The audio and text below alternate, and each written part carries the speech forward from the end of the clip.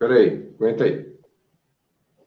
Olá, amigos do programa Tocando Oculto. Eu aqui, Fred João, com vocês, trazendo mais um tema que acredito ser inédito aí, não pelo conteúdo em tema, mas pela abordagem em si. Quem está fazendo esse tema comigo é nada mais, nada menos que o nosso querido grande mestre José Alves. Aí, José, seja bem-vindo. E qual é o tema? O tema é esse aqui, ó. Imagens totêmicas do simbolismo animal. É isso aí. Seja bem-vindo, Zé. Sim. É isso aí. Saudações a ti, Fred, e a todos os apreciadores do programa Tocando Oculto, né?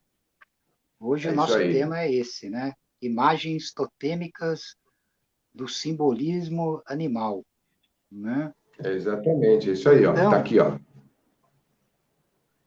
É isso aí. Tá ok? Tá me ouvindo? Tudo certo. Deixa eu só avisar o pessoal, então, aqui, Zé. Tá me ouvindo, Fred? Estou te ouvindo, sim. Deixa eu só avisar o pessoal aqui. Tá. Quem estiver chegando também por aí, a gente está agora conectados numa live. A gente conseguiu hoje, deixei até aberto essa live de ontem para o pessoal já se ligar que hoje faríamos este tema. Então, eu não tirei a live de ontem do ar, que demorou 7 minutos, mas foram mostrados nesses 7 minutos a nossa tentativa de se conectar. E acredito que hoje a gente conseguiu e vamos continuar assim até o final, né? E acho que vai dar tudo certo, com certeza. E a gente, então, vai abordar esse tema com vários itens aí. A gente sempre pergunta, né, qual é a relação que tem os animais na nossa vida, né? Os animais sagrados, os animais símbolos da medicina, símbolos também que são usados nos filmes, nas séries, né? Eles utilizam a simbologia desses animais, o que são essas simbologias. Então, hoje o Zé trouxe para a gente esse compêndio que é muito informativo, muito importante, e as pessoas já estão se conectando, estão chegando para acompanhar com você, né? O que é esse tema. E eu queria também deixar registrado, então, o pessoal seguir a gente nos canais do Facebook, no programa Tocando Oculto por lá, onde as pessoas se interagem, também no Telegram, também no Instagram, que é a Fernandinha. Um beijo para você, Fernandinha, que cuida dessa parte com a gente. E aqui no YouTube, que a gente tem, então, os vídeos propriamente ditos, com as participações aí de todo mundo que a gente vem apresentando ao longo do tempo. O Zé é um grande companheiro, um grande parceiro do canal, sempre trazendo conteúdos de riquíssima qualidade e de conteúdo. Eu tenho certeza que quando ele fala que vai ser um tema diferente e inédito no mundo, eu tenho certeza que ele está falando a verdade. Porque ele me disse isso hoje. Da forma com que você está trazendo esse tema, não tem igual, né, Zé? Sim, sim. Nós vamos fazer uma abordagem mais profunda, uma incursão abissal por trás do mistério das máscaras totêmicas animais, né? Para entender o sentido teriomórfico dessa linguagem de poder. Tá bom. Bom, Zé, então, olha, eu vou deixar então você com a palavra. Tá ok? E eu só posso agradecer às pessoas que estão entrando, estão se conectando. E eu acredito que daqui vai ser realmente um grande tema. Eu espero que as pessoas, depois de ouvi-lo, participem conosco, se tiver que fazer algum questionamento. Se quiserem e puderem, também contribuam com as suas figurinhas, com o seu superchat, porque tudo é bem-vindo aqui para o canal, tá bom, pessoal? Então, vamos então ao tema. Zé, é contigo, vamos lá. Bom, então o nosso tema é imagens totêmicas do simbolismo animal, correto? Isso mesmo. Vou até voltar aqui o tema de novo. A palavra totem... Pode falar, Zé. Então, começando, né? Imagens totêmicas do simbolismo animal. A palavra totem, ela sempre remete a uma matriz de caráter sagrado, né? Emanativamente demoníaca e divina, simultaneamente, certo? Simbolismo animal. Então, esse tema ele tem que ser abordado pela fundamentação e perspectiva simbólica, da linguagem simbólica. E a linguagem simbólica ela é utilizada quando se esgotam todas as expressões comuns e o desconhecido se apresenta. Nesse caso, o desconhecido se apresenta a nós através das máscaras animais, né? De feras, de bestas, né?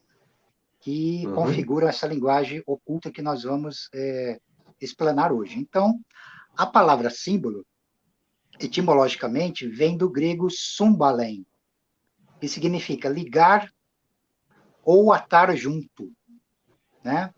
Um símbolo é um sinal de reconhecimento que remete a uma totalidade do conhecido e do desconhecido, onde o desconhecido passa a ser entendido mediante o conhecido, tá?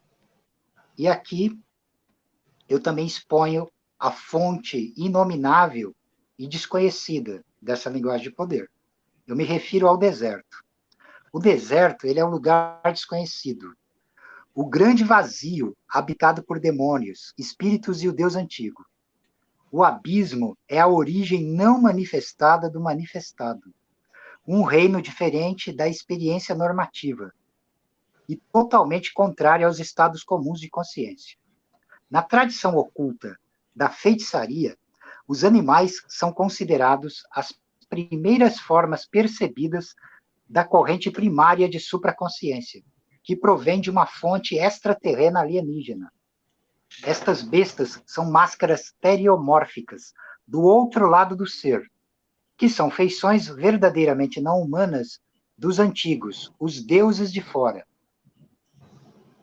Assim, o uso de máscaras animais em rituais tem sempre sido um método de conseguir contato com as formas atávicas dos deuses alienígenas, os deuses que estão do outro lado do espelho, mais além da ilha universo, mais além do cosmos, certo?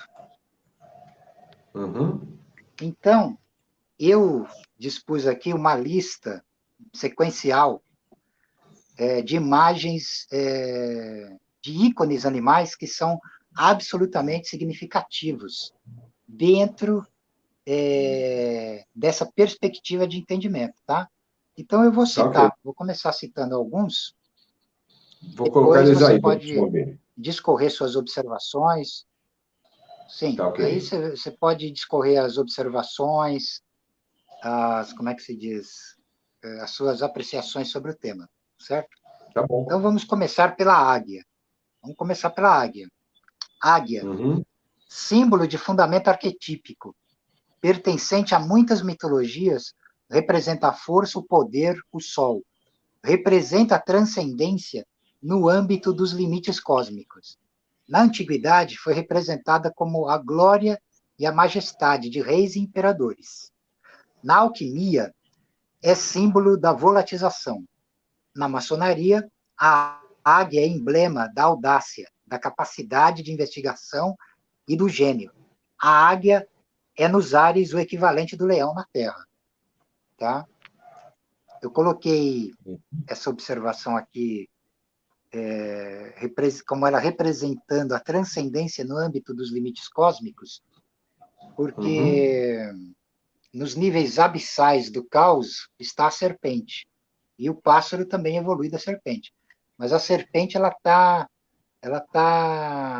no final, tá? Eu estou levando essas imagens animais numa configuração, como é que se diz? De esvaziamento das formas, até chegar na serpente. Então, vamos dar prosseguimento. A abelha. Na linguagem hieroglífica do Antigo Egito, a abelha encarna o fundamento aristocrático espiritual, onde os enxames representam as hipóstases como instrumentos emanativos da sombra inominável do Deus oculto. Então, ela foi, como é que se diz, incluída na heráldica da monarquia, da realeza egípcia, representando essa sujeição do enxame à abelha ali, a abelha rainha, que no caso representa a unicidade primordial, primigênia, né? Representando que todos os eus, por exemplo, todos os eus multifacetados da consciência estão submetidos ao ente secreto, ao eu absoluto, a esse poder autocrático supremo, né? Eu coloquei aqui a besta, né? A besta, um termo genérico que também designa todas as iconografias animais. Por que eu coloquei a besta? Porque no Antigo Egito, Bes, o deus Bes, né? A palavra Bes, ou Ves, designava o transformador das formas. O transformador das formas teriomórficas, bestiais, para o inominado autogerado. Né? Então, a besta, como uma forma pré-existente, um hieróglifo do caos, ela representa as transfigurações, as transmutações infinitas e eternas que conduzem ao mistério do autogerado. Tá? Quando eu falo autogerado, eu sempre uso essa expressão, que é uma expressão egípcia, né? Primordial. Eu não estou me referindo a nenhum paralelo dos termos usuais, tá? Dentro de determinadas percepções do ocultismo. Quando eu me refiro ao autogerado, eu estou me referindo a uma coisa inconcebível e inominada que se manifesta. Porque o autogerado ele não depende substancialmente de nada e de ninguém. Tá? Ele é totalmente liberto do plano das meras aparências da contingência, entendeu? Então, vou continuar.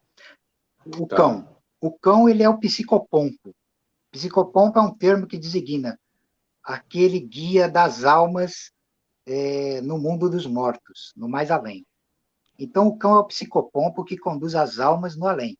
Símbolo universal da fidelidade, por conduzir o ente mortal ao seu ente secreto. Tá? Então, o processo é esse. Essa forma icônica animal representa essa viagem, essa transcendência do estado mortal para o mistério do ente secreto, o despertar do duplo no seu estado de excelência. O cavalo. O cavalo fundamenta ideias de força e mobilidade. Representa no plano biopsicológico os instintos e desejos exaltados, que culminam no poder ascensional de espiritualidade. O cavalo encarna as forças cósmicas selvagens e indomadas, que servirão ao cavaleiro para alcançar o estado desperto de seu ente secreto. Então, você pode fazer também um paralelo do cavalo com o corpo do ser humano. Né? E o cavaleiro sendo o seu ente secreto, né? O seu duplo desperto por excelência. Né? É um simbolismo muito forte também, muito profundo. Sim, o cisne, sim. Na simbologia clássica, é o animal consagrado ao deus Apolo e a Afrodite.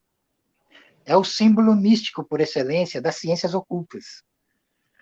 O cisne tem uma dupla função simbólica, masculina, por seu pescoço longo e de aparência fálica, e feminina, pelas formas redondas e sedosas de seu corpo. Então, o cisne ele é um hieróglifo que remete ao mistério do andrógeno, primigênio primordial, que unifica e transcende todas as dualidades, sobretudo a dualidade do espaço e do tempo. Então, ele é um profundíssimo símbolo gnóstico, dessa gnose teofânica suprema, que é o andrógeno primigênio primordial, mais além de tempo, espaço, substância, né? Ô, Zé. A coruja. Esta ave é uma... Oi. Não, desculpa te interromper, né? Existe esse delay que vai atrapalhar um pouco a nossa conversa, mas tá me ouvindo? Só para uma observação. Quando o cisne mergulha na água, existe uma correlação com as águas incriadas, que nem você fala sempre? Nos mistérios? É como se fosse ele mergulhando nos mistérios e voltando para uma outra realidade depois?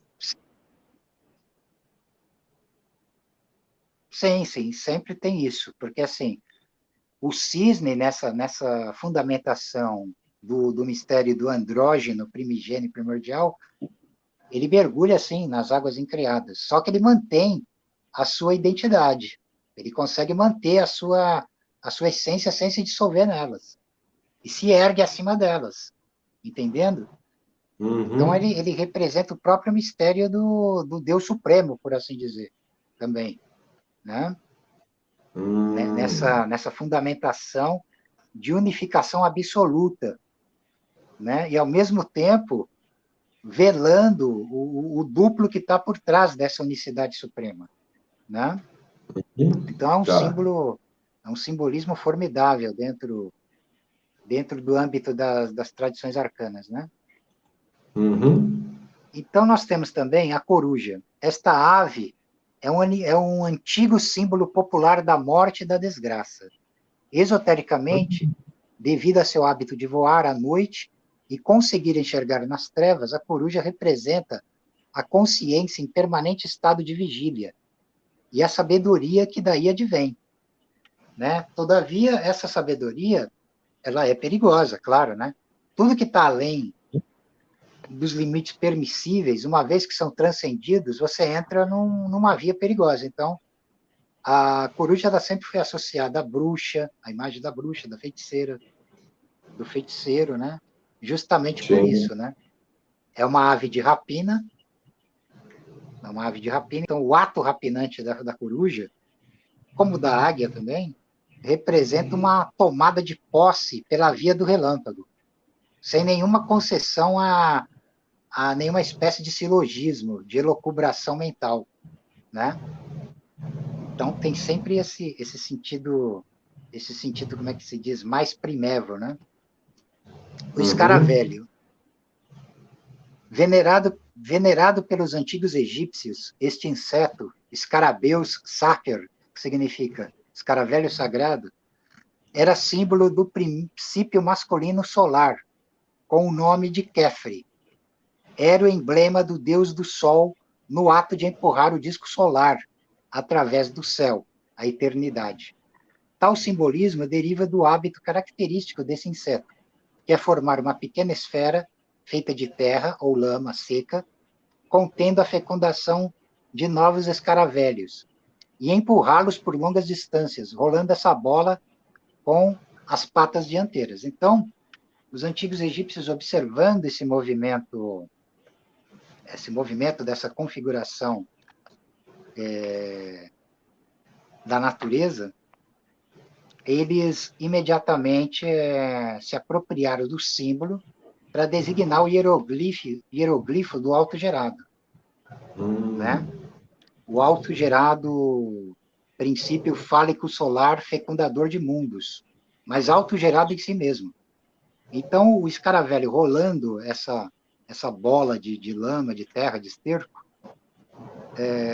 representa o duplo, né, por assim dizer, do obscuro Deus oculto, manifestando a criação.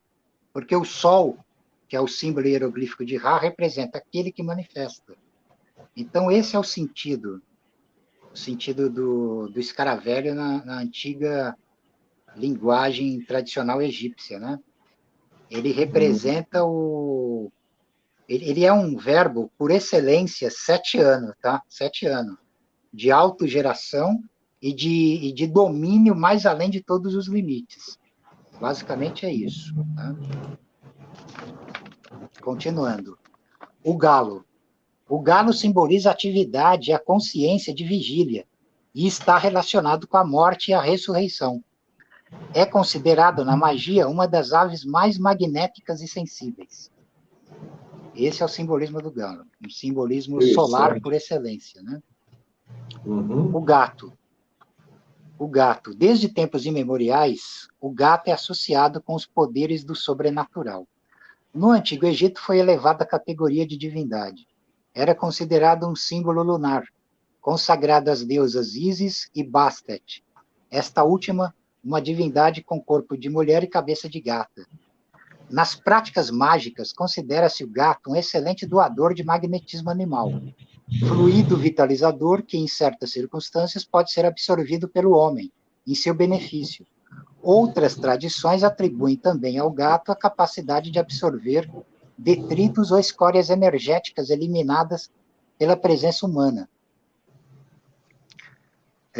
Esotericamente, o gato é símbolo da vigilância e da proteção. Na moderna psicologia, o gato é um dos símbolos ligados ao princípio ou força feminina, ao mundo onírico e irracional. O gato ele tem um simbolismo muito profundo também, muito profundo, né? E segundo o Jean-Louis Bernard, o gato ele teria sido fruto de experiências genéticas com várias espécies de felinos selvagens no Antigo Egito, chegando a esse esplêndido animal, né? Essa espécie magnificente. Leão, símbolo do poder solar. O leão é o rei dos animais na Terra, da mesma forma que a águia é a rainha dos ares, símbolo da força e do princípio masculino fálico solar. O leão está ligado ao elemento terra. E o leão alado, nos emblemas alquímicos, ao elemento fogo. Né? Então, o leão ele tem essa manifestação de um fundamento aristocrático de realeza por excelência. Ô Zé, e de onde veio a ideia de todas que essas ele é o rei dos conotações animais? relacionadas... Como é que é? E de onde veio a ideia de que ele é o rei dos animais? Dá para... Sim, porque ele é uma representação na Terra do Sol como regente do sistema solar, né? Do ponto de vista mágico, ele representa domínio sobre a manifestação das formas. Esse é o sentido oculto principal. Leopardo, felino consagrado ao deus Dionísio, era conhecido na antiga Grécia como vigilante de 1000 olhos, por conta da sua pele malhada, né? Símbolo de bravura e ferocidade marcial. O leopardo expressa os componentes agressivos e potentes do leão, mas não possui sentido solar, e sim de tipo lunar, como o gato. Então ele não é, apesar de ele ter as mesmas prerrogativas leoninas, ele é um animal lunar, da noite, da sombra, do desconhecido, né? Do inconsciente. Lobo é o representante do poder noturno, o parternaire nas cerimônias de aliança. Reforça no homem e na mulher a vitalidade oculta. Aumenta o magnetismo lunar, que faz descer até o sangue. Usado durante um rito, a eficácia desse sangue não precisa de ser demonstrada. Essa relação entre o homem e o animal aumentava, portanto, o poder mágico do homem, visto que ele era alimentado pelo espírito do animal que nele despertava. Aqui eu faço uma observação, que esse dado atribuído ao lobo, ele também é atribuído a todos os animais, tá? Esses rituais antigos de aliança totêmica com o espírito animal ligava o feiticeiro xamã à essência da alma da espécie. Então, eu vou explicar melhor essa questão da relação do animal.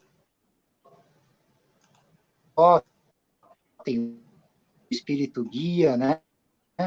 O espírito familiar que é válido para os outros animais também.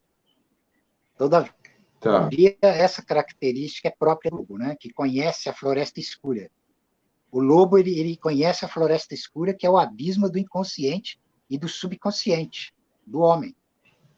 Então, o homem, com essa criatura como guia, como lobo como guia, ou transmutado no próprio lobo, ele adquire esses poderes. Poder de enxergar no escuro, de sondar como é que se diz, a profundeza abissal do inconsciente, do subconsciente e da supraconsciência. Ok. Peraí, vamos para... Tá. Vamos para o pássaro, de um modo geral. Em praticamente todas as tradições esotéricas, ou religiões, as aves apresentam significados simbólicos importantes. Para a tradição hindu, elas representam estados superiores do ser. No Egito, o falcão representava o deus Horus, e a ibis, o deus Tote. No passado, como todo ser alado, é emblema da espiritualidade e da alma humana. Nas escolas místicas, representam também hierarquias angelicais, espíritos ou forças espirituais, geralmente destinadas a auxiliar o homem. Na alquimia, os pássaros simbolizam as energias em atividade, voando em direção ao céu, expressam a fase alquímica da sublimação e a volatização, descendo para a Terra a fase da condensação e precipitação. Os dois símbolos unidos numa mesma figura representam o processo de destilação. Os pássaros, por sua capacidade de viver na terra e nos ares, apresentam também um outro significado simbólico, de tipo universal. São considerados mensageiros dos deuses, intermediários capazes de estabelecerem uma ponte entre o céu e a terra, entre o conhecido e o desconhecido. Então, você vê aqui a riqueza, né, da simbologia do pássaro.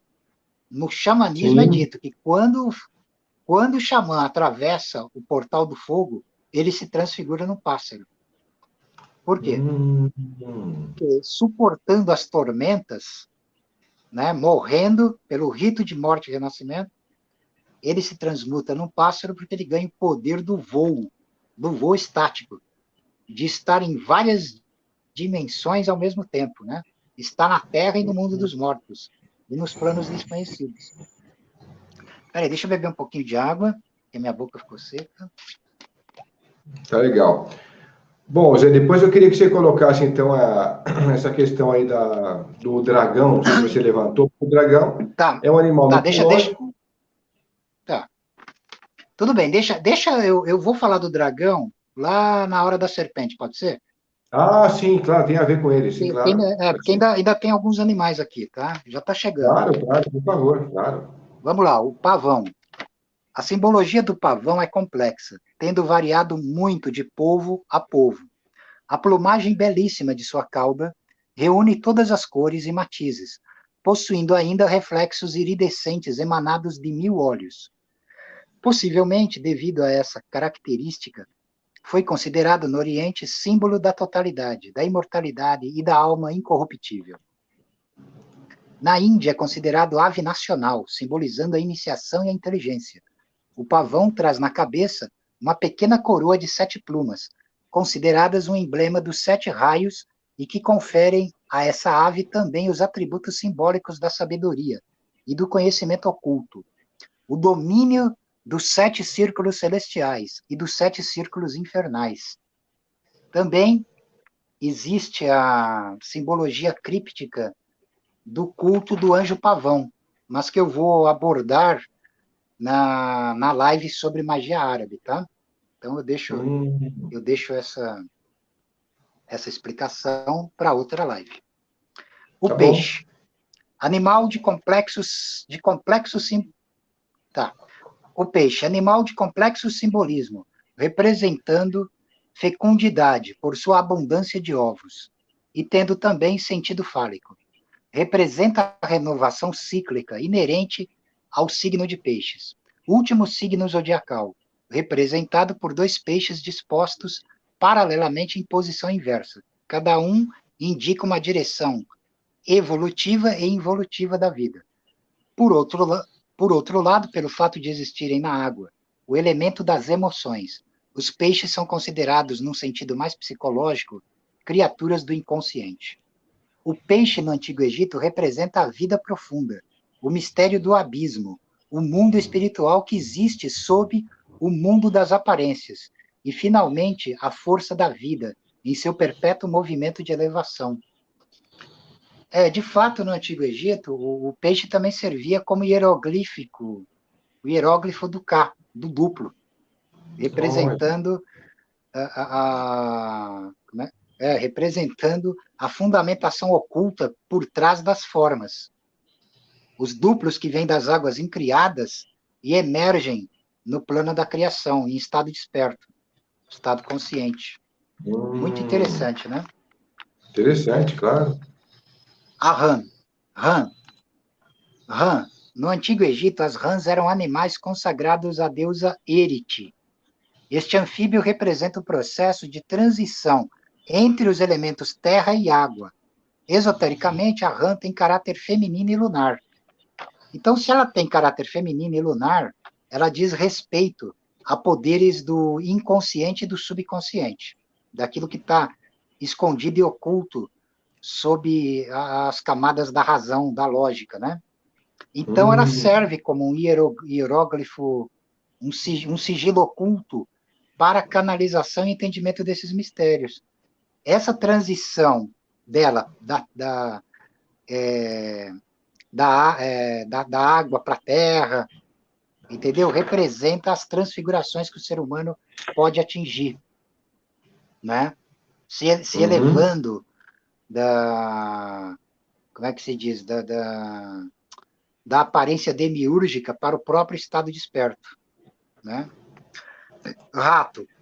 A simbologia do rato aparece quase sempre em associação à doença e à morte. Era animal ligado às divindades maléficas no Antigo Egito, particularmente às epidemias. Embora existam exceções, tá? Na Índia, o rato também tem conotação benéfica. Então, isso depende. Depende também como é que se diz, da cultura do local, né? E das condições de ligação mística com determinado tipo de totem, né? Sapo simboliza o aspecto inverso, negativo e infernal da rã. Por responder à influência de Saturno, esse batráquio é considerado um poderoso auxiliar nas operações de feitiçaria. De fato, o sapo é um animal de magnetismo muito intenso. É um dos animais mais magnéticos da natureza, da perspectiva da magia e da feitiçaria. Então, ele está associado a Saturno, que é o planeta regente da feitiçaria, né? Por isso que o sapo é muito usado em práticas de feitiçaria, de bruxaria. Ele também encarna um portal para os planos infernais, né? No Oriente, é interessante que na Ásia ele também representa o poder estático inamovível, tá? O homem num estado de meditação estática inatingível pelas vicissitudes da mente e dos fenômenos do mundo objetivo, né? E agora chegamos à serpente, tá? Eu vou falar e aí eu explano a questão eu faço a explanação da questão do dragão, porque o dragão ele é derivado da serpente, tá? Serpente. O nagalismo é um termo indiano para adoração à serpente. Serpente. O nagalismo nos remete ao secreto conceito tântrico-fídico da serpente imagem da força interior. A doutrina secreta pela qual a serpente vive em todos os objetos, em todos os seres, possuindo tudo sem jamais ser possuída por nada, a não ser por si mesma, em seu inominável mistério obscuro. Suas características sempre têm significações fatais. Força magnética, porque ela fascina suas presas e as devora. Força bruta, devido a seus anéis estranguladores. Ressurreição, por seu silêncio. Aspecto maligno além da natureza, por seu caráter perigoso. Antigos gnósticos ofitas comparavam-na ao tronco cerebral, que constitui um excelente símbolo do inconsciente, que exprime sua brusca presença, sua interposição súbita, temível.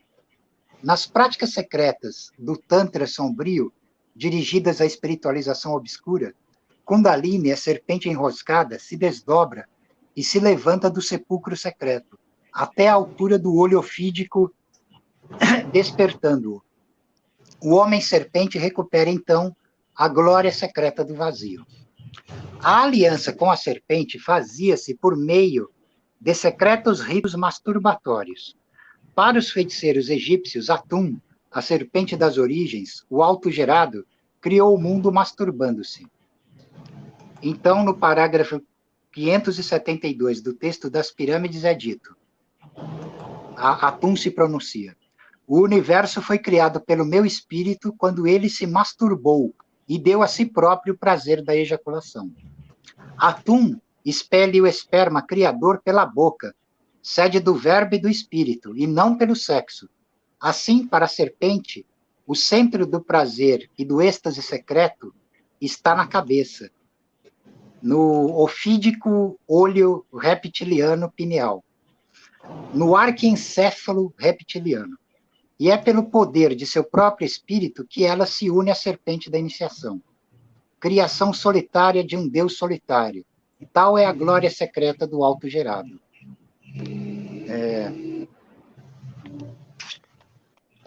Muito legal. Eu já dou continuidade. Tá. A gente tem ela em vários símbolos da medicina. A questão do dragão... Tem, eu vou chegar aí. Porque assim, primeiro deixa eu te explicar logo a questão do dragão. Tá. Porque assim, o dragão ele é derivado da serpente. De fato, a palavra dragão vem de drakon, que em grego significa serpente. Entendeu? Significa serpente. Todavia, o dragão ele aparece com patas, com asas, né? E expelindo fogo. Então, isso se deve ao fato do domínio da serpente, porque assim, a serpente ela não pertence nem à ordem, nem ao cosmos, nem à criação. Ela é antes da criação. E ela está além da criação. Então, ela é o signo, o símbolo, o sigilo, o hieróglifo por excelência do caos, do vazio e das trevas. Tá? De onde tudo emana e onde tudo é aniquilado novamente. Tá? Então, no dragão, você tem a serpente no corpo alongado do dragão. Aquele corpo alongado, sinuoso, é a serpente. É a serpente. Essa serpente representa a quintessência da antiga e incriada chama sombria da obscuridade primordial. Né? As quatro patas do dragão, dependendo da configuração dele, onde ele se apresenta com quatro patas, representa o domínio do elemento terra. O domínio dos quatro elementos, mas pela quadratura que as quatro patas simbolizam, é o elemento terra. Certo? Elemento terra. As asas, aquelas asas enormes de morcego que ele traz nas costas, representam o elemento ar, o domínio do elemento ar. As escamas iridescentes do seu corpo representa o elemento água. O fogo que ele expele pela boca representa o elemento fogo. Percebe que ele é o fundamento ele é o fundamento do domínio da quintessência obscura sobre os quatro elementos primordiais, ensinado pela tradição antiga. E esse é o sentido críptico do dragão, tá? Esse é o sentido críptico do dragão. Nossa, agora, a serpente, ela se distingue, retornando à serpente se distingue de todos os animais de poder, por quê? Ela é a criatura alienígena, por excelência, que detém o domínio do poder e o poder de todos os outros animais. Ela pode se transfigurar em todos os outros animais, e ela detém o poder de todos eles. Enquanto que, para todos os outros animais, a serpente é um mistério supremo, é uma incógnita. Entende? Porque ela é, de fato, o hieroglifo da iniciação hierofântica suprema. Então, esse é o sentido. E aí, a partir de agora, nós podemos abrir para perguntas, para respostas. E você também pode fazer. Eu vou começar com algumas perguntas aqui para você. Poxa, deixa eu te falar. Fala. Tá, antes que eu esqueça, por exemplo, o urso. Eu não comentei o urso, né?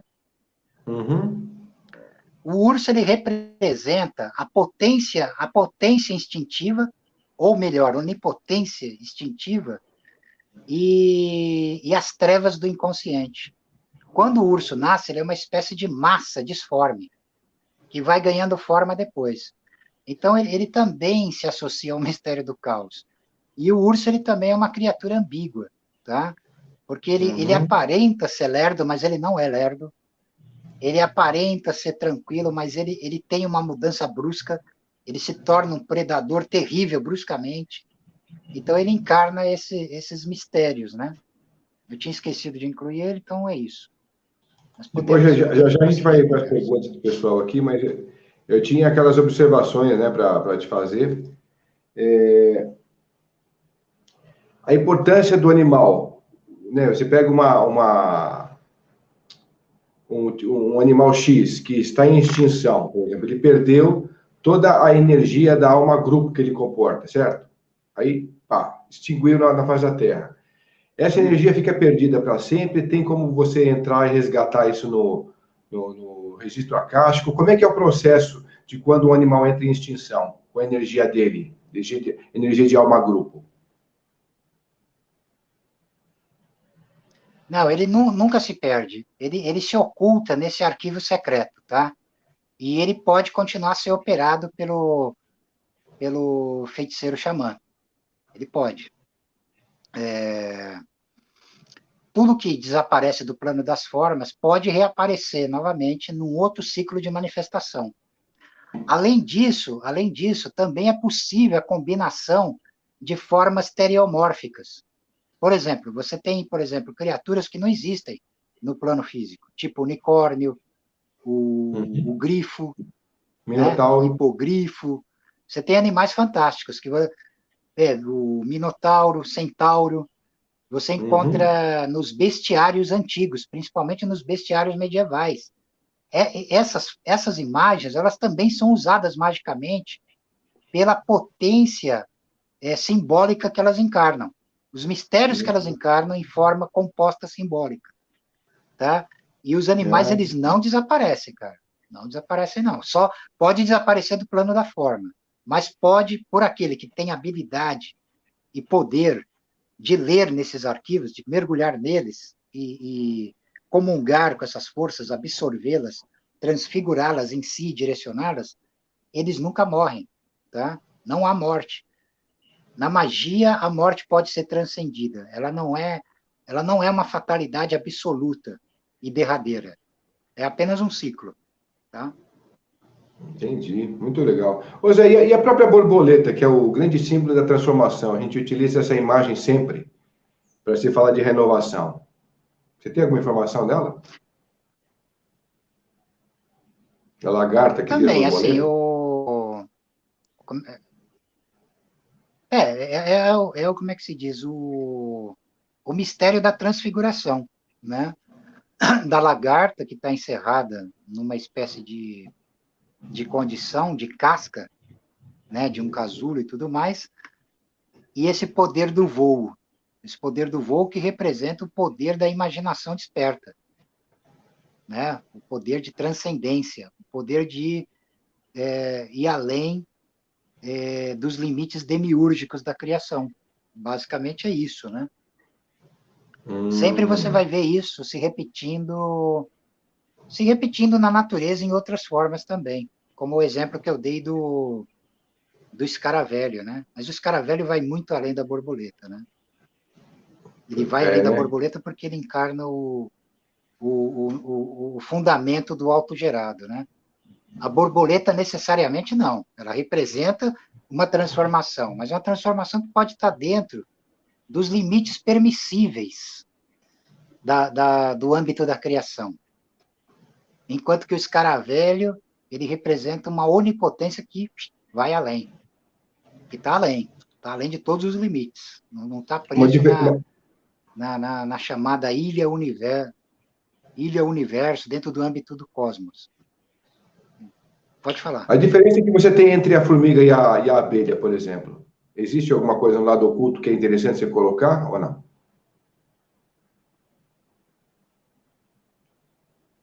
Assim, a formiga, nós podemos fazer um paralelo do alinhamento da formiga dentro dos processos demiúrgicos, de função servil dentro do plano da criação, tá? Fazendo um paralelo com os seres humanos que os antigos gnósticos designam como ílicos, aqueles que estão presos à Terra e aos limites da tridimensionalidade, dentro e aprisionados às leis de causalidade. E a abelha pode ser usada como um símbolo daquele mistério que transcende isso, que está mais além. Né? Por exemplo, a sombra do duplo tornada desperta alcança o mistério do voo da abelha. Esse voo da abelha no plano da aparência, serve como é que é, a abelha rainha, que é o fundamento da unicidade. A unicidade como é que se diz? Que subjaz atrás dos mistérios da dualidade. Então, você sempre vai fazer esse tipo de leitura, quando você está encarando o simbolismo animal como linguagem de poder. Esse é o foco aqui da nossa live. A totalidade do simbolismo animal como linguagem de poder, manejável pelo como é que se diz, pelo xamã feiticeiro, pelo homem-deus, para ir mais além das formas, para transcender as formas, ir mais além das formas e dominar as formas, tá? Chega um ponto que essa linguagem, ela está além da função meramente cognitiva, né? Onde você experiencia a chamada via do relâmpago, onde não há mais pensamentos entre sujeito e objeto, onde o conhecimento ele é espontâneo e brutal, ele é imediato, ele se dá de forma imediata, e ao mesmo tempo ele é velado pelas máscaras animais, porque assim, não são os animais que são adorados, não é a imagem, a efígie do animal que é adorado, não existe nenhuma espécie de idolatria nesse mistério. São máscaras para poderes, para onipotências alienígenas e, como é que se diz, e ignotas, que advém da glória do vazio, entende? Está mais além de qualquer, como é que se diz, delimitação, está além das delimitações do ocultismo convencional. O ocultismo protocolar, ele classifica coisas, hierarquias, sistemas, submete a espiritualidade a limitações de ordem moral e tal. Nesse campo, a coisa transcende, ela vai mais além. Ela está mais além. Então, até existe essa leitura também, que é uma leitura muito usual por aí, onde, por exemplo, principalmente a abordagem de formas, por exemplo, do simbolismo animal dentro das culturas indígenas é muito, como é que se diz, praticado, mas de uma forma fora de contexto também. É praticada dentro de um conceito, de uma espécie deformada, onde se deforma o xamanismo e se aplica a ele como uma espécie de religião exótica. E ele não é nada disso, tá? Ele vai muito além disso. Isso, na verdade, é uma deturpação que vem lá dos anos 70, por obra de um antropólogo chamado Michael Harner, tá? Ele meio que popularizou a coisa de uma maneira deformada e espalhou esse vício que existe até hoje, onde se entende de maneira deformada o que seja realmente o mistério fundamental do xamanismo, enquanto magia primigênia é primordial, né? Então é isso, mas aqui nós estamos focando o simbolismo animal como linguagem de poder, equivalente por exemplo, aos alfabetos secretos e sagrados dentro da magia. Por exemplo, a linguagem rúnica, a linguagem das letras hebraicas, das 22 letras hebraicas, como linguagem de poder, a linguagem dos hieroglifos egípcios, o chamado Medu Neteru, como linguagem de poder. Então, é nesse sentido aqui que o simbolismo animal é abordado, tá? A gente está falando sobre Tá, eu estou falando para você sobre a abelha, porque a gente sabe que a abelha tem um simbolismo e uma importância muito grande para a nossa espécie, inclusive, né?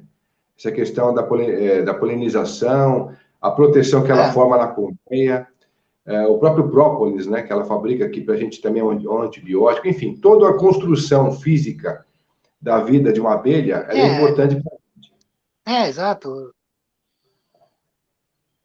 Porque assim, a coletividade das abelhas servindo ao propósito da rainha-mãe ali, que representa essa unicidade, ela remete a esses mistérios, né? O mel que é produzido, ele é o próprio elixir da imortalidade alquímica, ele é o anita, ele é o soma, ele é o raoma, ele é o hidromel, né? Então você pode aplicar todas essas analogias, porque depende também do impacto da tua percepção.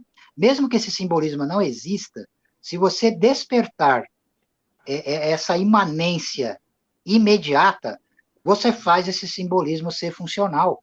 Esse é o mistério da magia, né? O mistério da magia. Exatamente. Então, assim, a abordagem, o manejamento do simbolismo não tem limites. De fato, assim, entre os feiticeiros, os mais poderosos são aqueles que conseguem criar realidade por trás das formas. Aqueles que dominam a linguagem de poder no nível da excelência fazem isso, né? Eles têm esse poder, há esse poder, né? Bom, pessoal, a gente como vai eu começar a falei no perguntar. começo, não, só uma observação. Como eu disse no começo, a linguagem simbólica ela começa quando se esgotou as expressões comuns, quando o desconhecido se apresenta. Aqui, o desconhecido se apresenta através de máscaras teriomórficas, máscaras animais, que encarnam o alinhamento da primeira expressão da corrente primária de supraconsciência para a humanidade, que vem, em última instância, de uma fonte alienígena, desconhecida e não humana, préter-humana e supra-humana.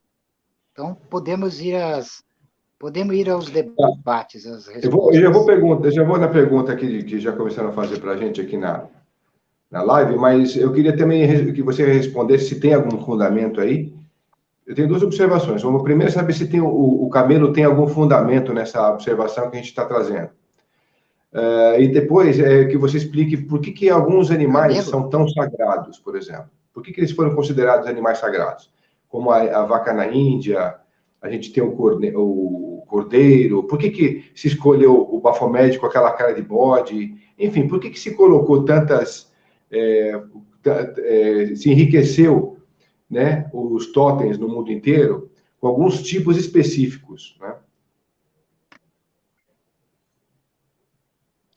O animal totêmico, ele encarna, ao mesmo tempo que ele encarna a emanação do sagrado, do divino, do disforme, do demoníaco, ele também vela esse mistério.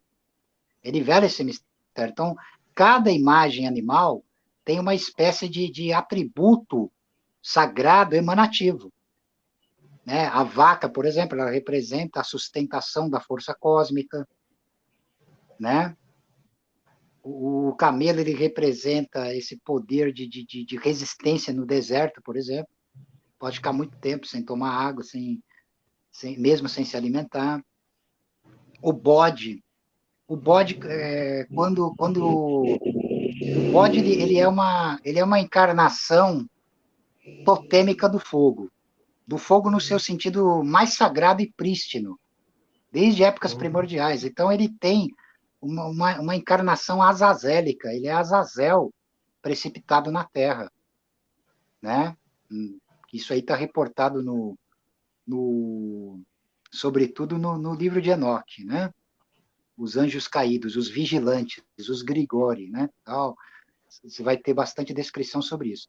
Então, assim, do ponto de vista alquímico, o bode, dentre os principais animais simbólicos, herméticos, ele encarna o fogo, tá? Ele encarna o fogo, enquanto que o cão, o chacal, ele encarna o mercúrio e o touro encarna o sal, tá? Então, essa origem primordial do bode bafomético, né? Que aí também tem, como é que se diz, estudos profundos sobre isso. Você tem o Barão Purgstall, que fez um excelente trabalho investigativo, que influenciou Eliphas Levi, que desenhou essa imagem bafomética mais conhecida. Essa imagem do Baphomet mais conhecida, mas não é a única imagem do Baphomet. Tem vários ícones do Baphomet, né? Onde há essa relação com o bode. Existe uma relação com o bode de Mendes, né? O Baphomet é chamado de bode de Mendes por quê? Porque havia no Antigo Egito a adoração a um bode chamado Beneb Jeded. Olha que interessante a semelhança de nome.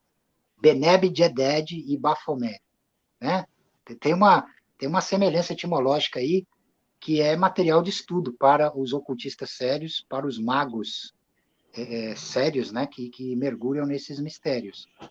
Então é isso. Ele tem uma importância primordial justamente porque, assim, em tempos mais recentes, o Baphomet, ele é uma forma, como é que se diz, hieroglífica panteística, né? Uhum. Assim, ele tem o simbolismo do andrógeno, porque ele possui seios de fêmea, um falo ereto masculino, ele possui escamas, né? Domínio das criaturas do mar e dos répteis. Ele tem asas, o domínio do ar. Ele tem uma tocha de fogo se erguendo no centro da cabeça, que é essa quintessência da chama primigênia, da chama sombria, né? A antiga e incriada chama sombria da obscuridade primordial, o azote, chamado de azote nas tradições ocultas, o grande agente mágico universal. Ele está sentado sobre uma pedra cúbica, né? Ele tem patas de bode, ele ergue uma mão para cima e outra para baixo, com as frases alquímicas solve e coagula. Então, ele próprio é a encarnação do arcano dos arcanos, entendeu? Arcano arcanoro. Então, como é que se diz? O entendimento desse simbolismo leva tempo. Ele demanda meditação profunda, assimilação, né? Concentração, meditação, né? Para poder você incorporar esses mistérios e transcender através deles, né? É isso. Entendi. E por que o chacal, é o chacal que é o símbolo do deus da morte no Egito, né? Por que ele foi usado, ele foi escolhido para isso? Porque assim, os antigos, desde épocas, mesmo nas épocas pré-dinásticas, os egípcios os mortos eles eram enterrados nas areias, porque eles perceberam que a areia preservava os corpos. A areia quente lá do Egito, ela também mumifica os corpos de uma maneira natural, por assim dizer. Mas os chacais, eles escavavam a terra e catavam esses cadáveres, comiam eles. Então, os xamãs, os feiticeiros, que têm uma percepção, a visão aberta, eles viam aquilo como, já perceberam o chacal como um psicopompo, um guia dos mortos no além. É isso, né? O Anubis, ele é o deus dos embalsamadores, tá? Dos embalsamadores, tá? Então, assim, você também tem Socares, que é um deus do submundo bem mais antigo lá do que Anubis. Vai havendo uma sobreposição ao longo da longa história egípcia, através dos 3 impérios egípcios, você vai tendo essas justaposições de deuses, de linguagens, de poderes, sempre remetendo ao primordial, né? E assim, o deus por excelência da morte é Sete, é Apófis, tá? Porque esses dão o universo. O universo é aniquilado no final, né? Então existem muitos mistérios, né? A questão da linguagem, na magia egípcia, existem mistérios assim abissais, insondáveis, né? Só através de uma iniciação profunda você pode ter acesso. Porque se você pega só pelo Egito, você tem ali a figura da esfinge, que tem uma mistura de animais, né? Que é interessante por isso. Você tem as figuras dos faraós, com aquela serpente na cabeça e mais outros animais também. Você tem aqueles outros, eu não sei se a gente pode chamar de guardiões que tem aquelas cabeças de pássaro. Enfim, tem várias simbologias no Egito. Você pega aquelas figuras, você vê um monte de animais ali representados, né? Então tem muita simbologia mesmo ali.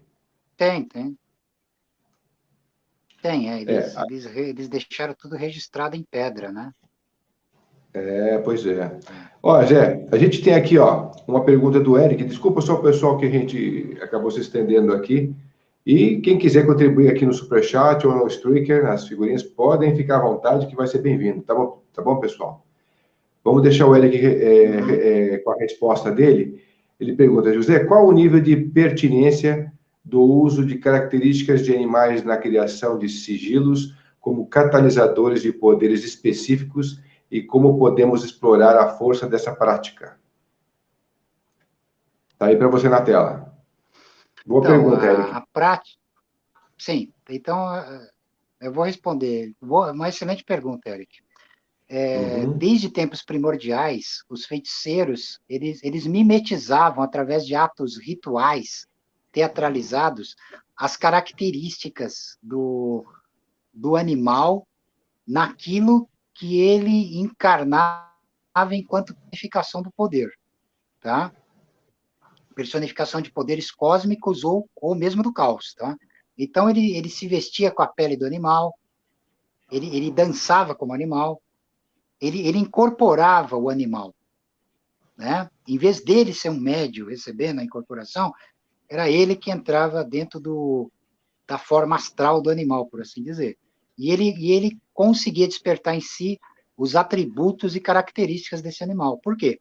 Porque essas funções estão dentro do próprio feiticeiro, estão na necrópole, que hoje é conhecida como inconsciente e subconsciente. Então, as máscaras, o simbolismo, eram usados para despertar esses poderes latentes. Se você vai usar isso no sigilo, a forma animal, ela encarna o conhecimento mais além da razão, mais além da função cognitiva. Né? Porque, como eu acabei de explicar agora há pouco, a linguagem simbólica entra em ação quando se esgotam as expressões comuns. Aonde a razão para, o mito entra em ação, a magia entra em ação. Então, eles são pertinentes, sim, para você, como é que se diz, despertar poderes atávicos, para você, como é que se diz, ativar, através de uma nostalgia intensa, poderes adormecidos nas câmaras dos sarcófagos secretos do subconsciente. Você é capaz de incorporar isso e dar expressão a isso na Terra. Né? Você pode, como é que se diz, despertar sua própria ancestralidade humana, e, se for o caso, também pré-humana, através desse processo, através dessas metodologias, onde as máscaras periomórficas animais são manejadas como sigilos ou incorporadas em sigilos. Tá? Zé, qual a finalidade? É a prática da magia por excelência. Qual a finalidade de a gente usar alguns símbolos desses para o nosso folclore? Por exemplo, quem explorou bastante isso foi o nosso Monteiro Lobato, né? Ele colocou aí a cuca, o saci, papapá, para o pessoal conhecer dentro do universo das fantasias dos folclores, esses animais misturados aí também. Ele colocou o universo do Minotauro, né? Nas histórias e tal. Você tem alguma história relevante a respeito desses seres mais mitológicos? Então, Ou folclóricos também, né? por exemplo, esse trabalho de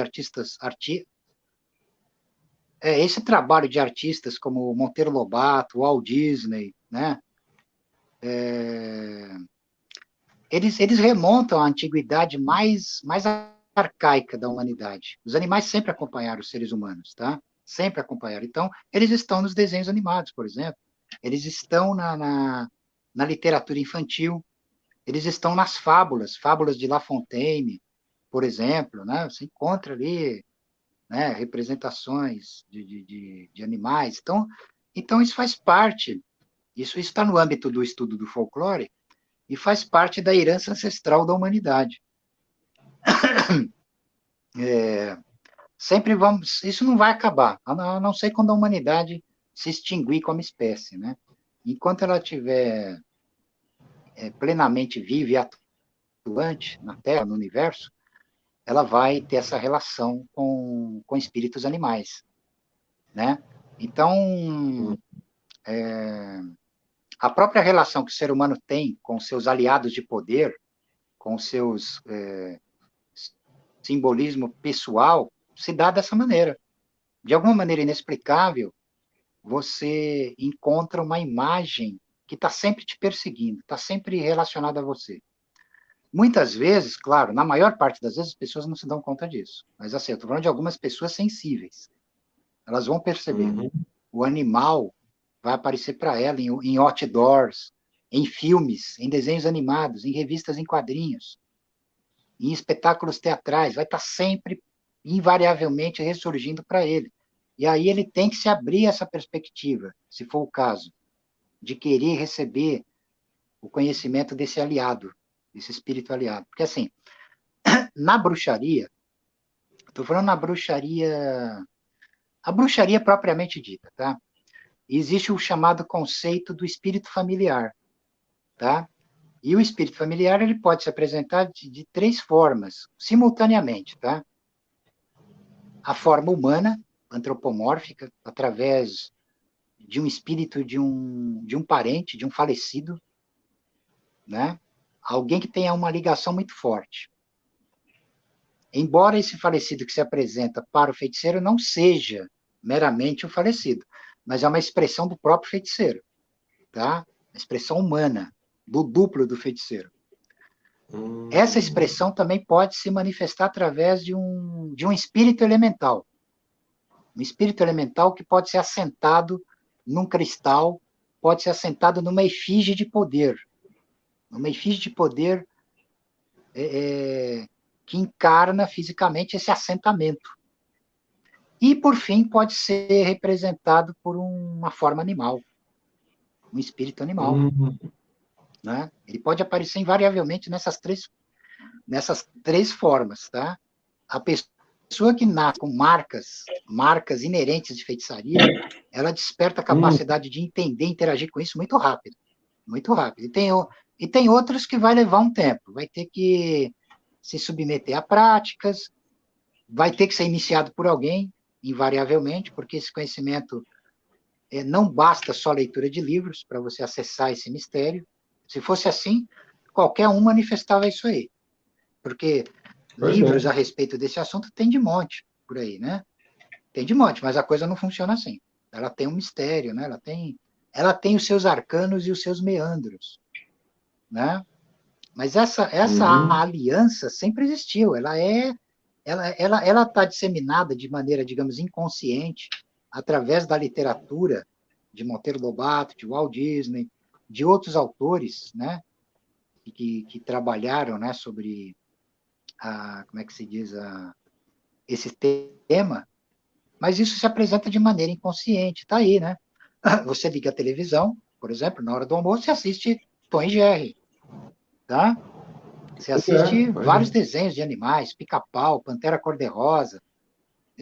Só que, assim, ninguém está consciente disso, só que a coisa está aí. Ela está aí. Ela está aí, mas para os pouquíssimos seres que têm condição de entender. Tem condição de ir a fundo disso e entender, esmiuçar isso aí. Né? Mas ela está sempre presente, sempre tá presente com a humanidade, né? Legal. Bom, Flávio, eu queria te agradecer aqui também pelo seu sticker. Obrigado mesmo. Flávio, se tiver alguma pergunta, por favor, a faça. Aproveita que o Zé está por aqui. A gente tem uma pergunta aqui do Vinícius. O nosso signo tem uma relação com a nossa essência secreta do duplo, pré-criação? No meu caso, sou de Leão. Bom, depois, se você quiser fazer essa observação particular, depois o Vinícius faz o contato direto contigo. Mas eu vou estender essa pergunta do Vinícius por uma outra questão que é também relacionada a signo, perguntando para você por que se escolheu os animais que a gente vê hoje nos signos como tais? Por que escolheu, né, os signos são leão, peixes, capricórnio, então não podia ser outros animais, por exemplo. Escolheram esses animais, exatamente. Então, porque assim, a astrologia ela pode ser a ciência mais antiga da humanidade, tá? E com certeza ela surge dessas experiências xamânicas primordiais, sempre tudo vai emanar invariavelmente do xamanismo primigênio primordial, a forma de magia primigênia primordial. Então, o zodíaco é o círculo de animais. Então, assim, essa questão de divisão e de escolha de animais é a capacidade organizacional da consciência humana. Agora, isso obedece a impulsos inconscientes primigênios. Não pode ser explicado pela razão em última instância. O que pode ser explicado são os atributos emanativos das casas zodiacais com as suas representações animais respectivas, certo? A questão que o rapaz pergunta sobre a relação do signo tem a ver, sim.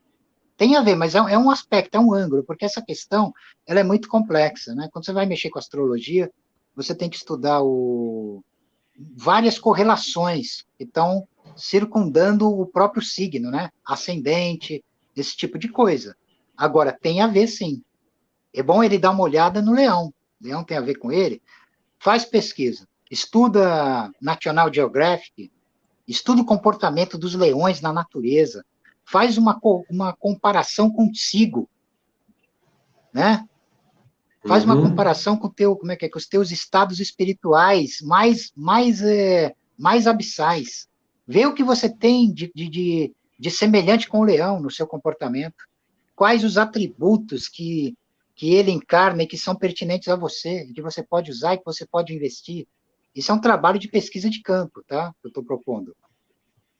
Então, por exemplo, eu sou de peixes, por exemplo, tá? Sou de peixes e tal.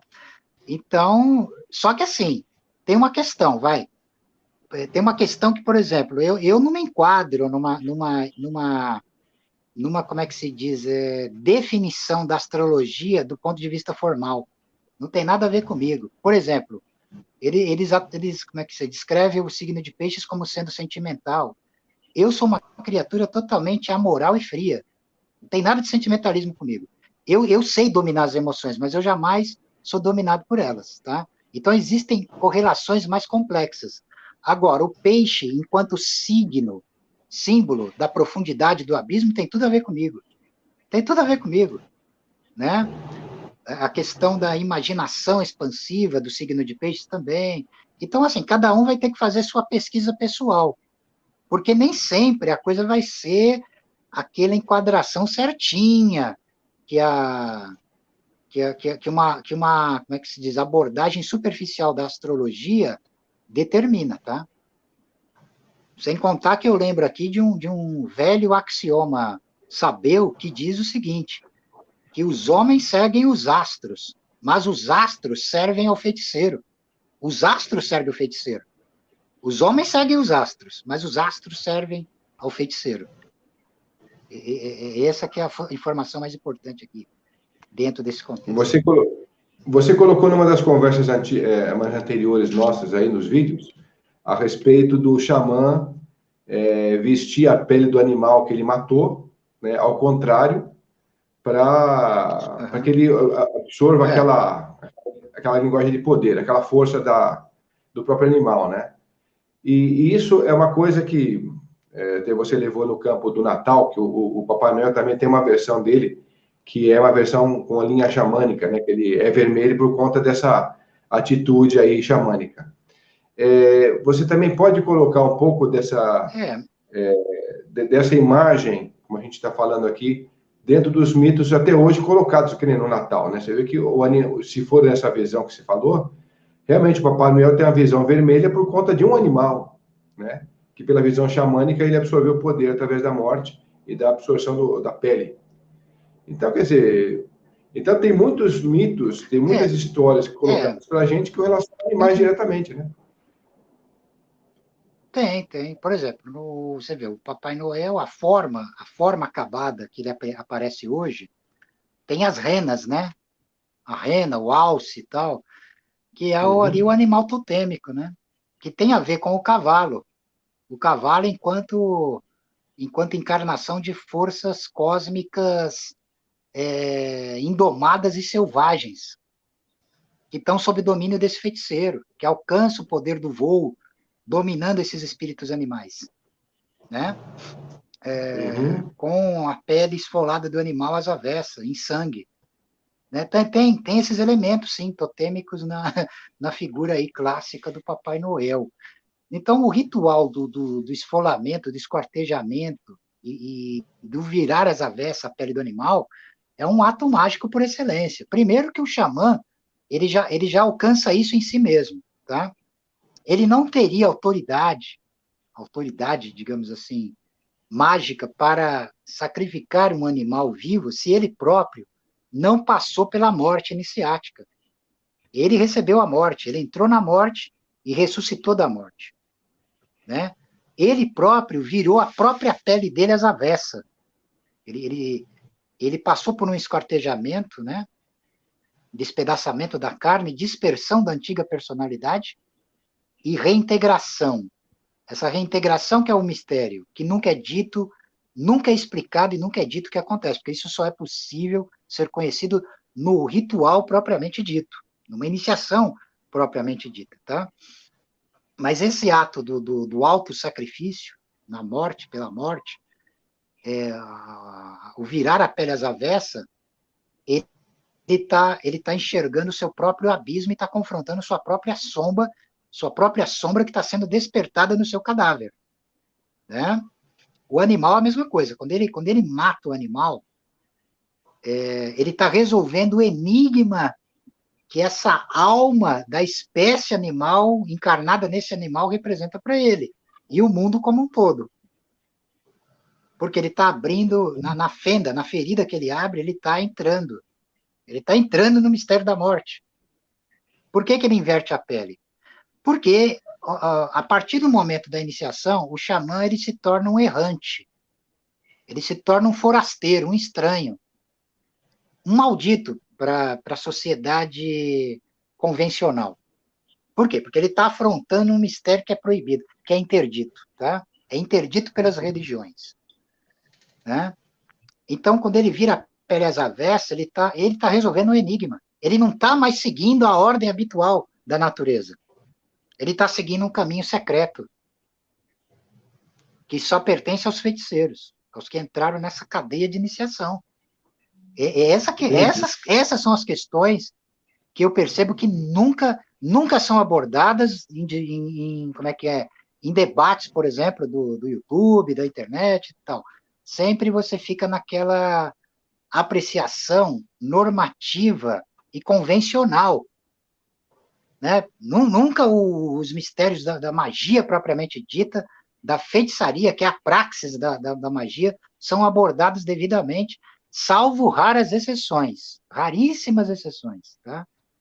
Por isso que é importante esse nosso diálogo aqui, esse nosso debate. Porque as minhas incursões, elas sempre vão ser... Elas vão ser fatais, elas vão ser direcionadas para o que interessa. Né? Senão você não está falando realmente com maneira apropriada desse assunto, desse mistério. É claro que os arcanos, propriamente ditos, não vão ser desvelados. Eles são mascarados aqui pelos véus, que são necessários, tá? Mas eu estou apontando para a via. O que a via realmente representa? O que é isso?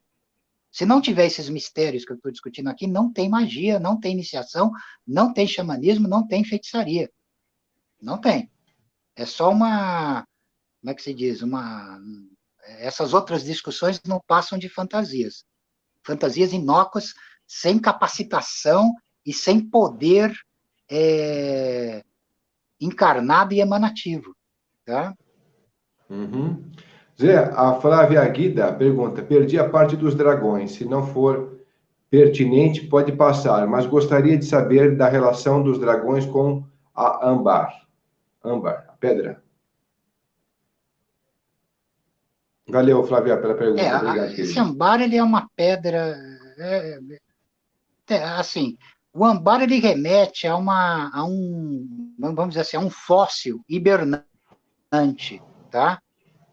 E o dragão pode ser a alma, o espírito que é despertado desse corpo hibernante. Ele tem um paralelo com a múmia, né? Tem um paralelo com a múmia. A múmia, como é que é? A múmia, por exemplo, na posição horizontal, representa o homem morto, adormecido nas contingências ilusórias das leis de causalidade. E a múmia, na posição vertical, representa o homem desperto. Então, são atos correlativos. O dragão é o estado do despertar por excelência. Então, a pedra também, o âmbar, a pedra, ela representa um mistério estático, e inamovível. Pode ser a própria condição do vazio, personificado num corpo imutável. E o dragão é a consciência desperta desse mistério, tá? Interessante. É uma Bom, forma depois a gente vai preliminar fazer... para você mesma meditar. É uma forma preliminar para Flávia meditar sobre esse mistério, tá? Ok. Ô Zé, quando a Pode gente falar. pega a Alice no País das Maravilhas, a gente vê que tem várias simbologias, vários elementos ali. A gente tem o coelho, a gente tem outros animais e tal. Por que escolheram exatamente esses animais para simbolizar essa história? Você tem alguma informação relevante disso daí? Bom, assim, o que dá para se depreender ali é que esse País das Maravilhas, que está mais além do espelho, ele Uhum. representa o domínio, o plano do oculto, vai. Ou, pelo menos, uma dimensão de sonhos que serve como intermediário entre o conhecido e o desconhecido, tá? Porque, assim, quando a Alice entra nesse mundo, a realidade ela é deformada, né? As leis habituais aqui do mundo, desse mundo aqui, dessa dimensão onde habitamos, é subvertido.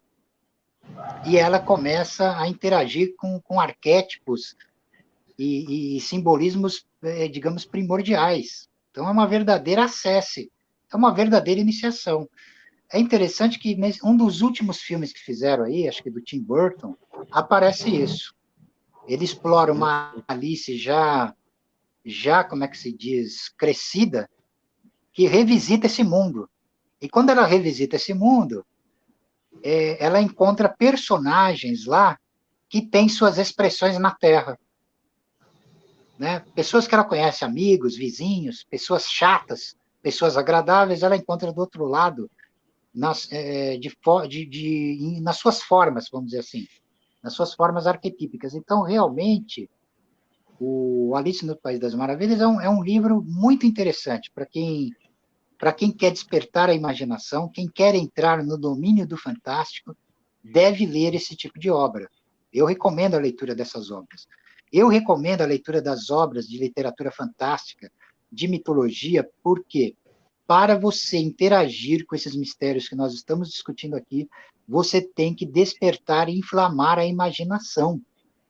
A imaginação tem que ser despertada no seu nível de excelência. E para isso você também Uhum. tem que desenvolver a fundamentação da vontade, porque é a tua vontade que vai fecundar a imaginação, como um útero que contém possibilidades infinitas, potencialidades e possibilidades infinitas, tá? A imaginação ela não pode ficar só num plano de fantasia e devaneio, que é o que acontece na maior parte, tá? Na maior parte. Você tem muitas pessoas que se reportam a mim fazendo discursos assim maravilhosos de experiências fantásticas, de sonhos, mas que não dá em nada. Não dá em nada porque ele não conseguiu coagular o corpo da imaginação em corpo de poder, determinado pela vontade. Né? Então, enquanto essas coisas estiverem dissociadas, esses mistérios estiverem dissociados, não acontece nada. Então, você precisa adotar uma disciplina, se dedicar a um mistério que seja capaz de coagular esses mistérios numa autoexpressão efetiva na Terra. Aí sim você se torna um mago.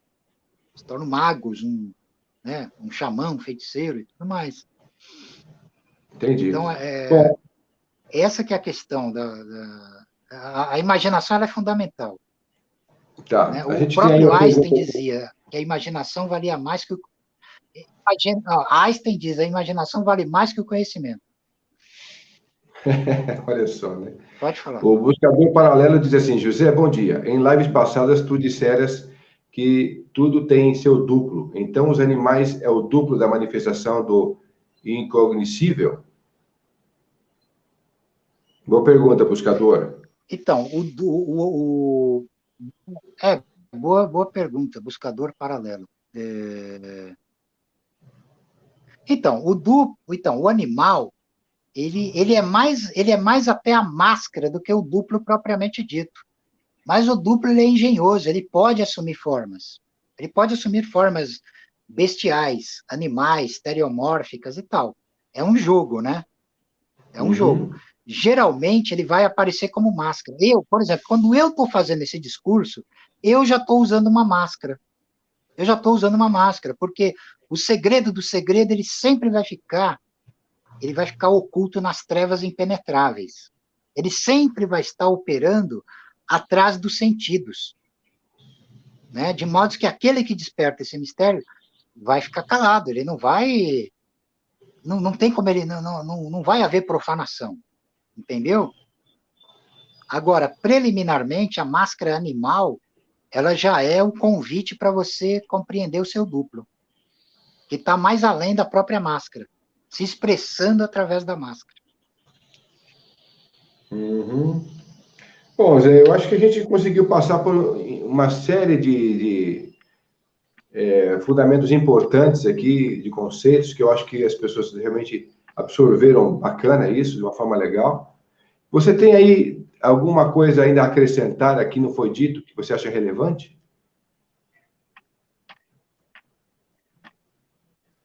Eu acho que é isso, né? Acho que é isso.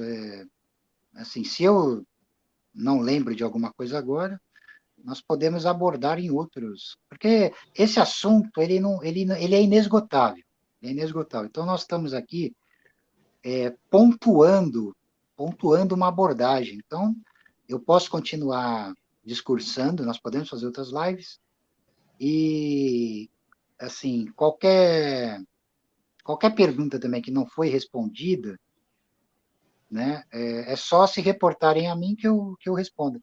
Só me contatar no meu WhatsApp, né, Já está aí eu na dou, eu tela. dou a resposta para a pessoa, tá? É, Exatamente. Então, esse domínio, ele é fascinante, ele é profundo, né? Porque ele sempre vai estar ligado à linguagem de poder da magia e sua autoexpressão, né? Então, aqui nós estamos abordando mais uma forma. Eu posso fazer outros programas analisando, por exemplo, linguagens de poder distintas, a linguagem rúnica de poder, né, a linguagem hieroglífica de poder, mas sempre eu vou estar me referindo à língua crepuscular, à língua dos feiticeiros. Então, ela sempre vai estar, aí, não importa. Então, aqui nós estamos falando da linguagem de poder pelas máscaras iconográficas e totêmicas animais. É isso, que é importantíssimo também se reportar esse mistério, né? Parte da herança ancestral da humanidade, né? José, O registro vivo da magia como onipotência. mesmo fora do Egito, você vê lá em Quetzalcoatl, aquela serpente lisoforme, né, na pirâmide. Você vê na medicina ela sendo expressada Todas as no caduceu, quer dizer, tem muita simbologia da serpente no mundo inteiro e fora da conotação religiosa, inclusive. Então, eu acho que de todos os símbolos que a gente falou, acho que a serpente é uma das mais expressivas no mundo inteiro, né?